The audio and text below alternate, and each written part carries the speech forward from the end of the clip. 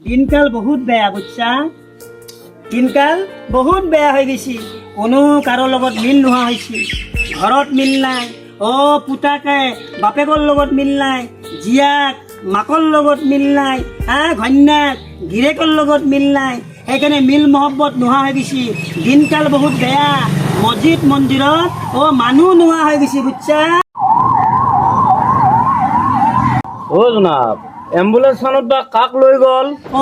কাকবা লৈ গেল চাকচোন চাক বেয়াই লাগে না বেয়াই লাগে নহয় এটা দোৱা কৰি দিওঁ দে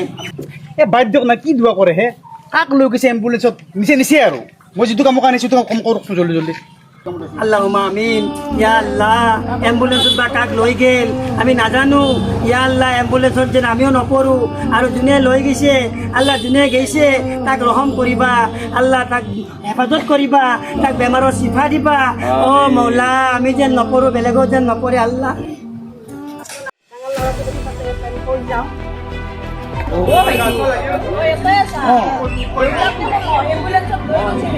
কি কয়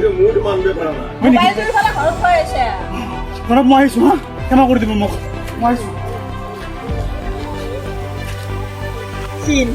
তি দোৱা কৰা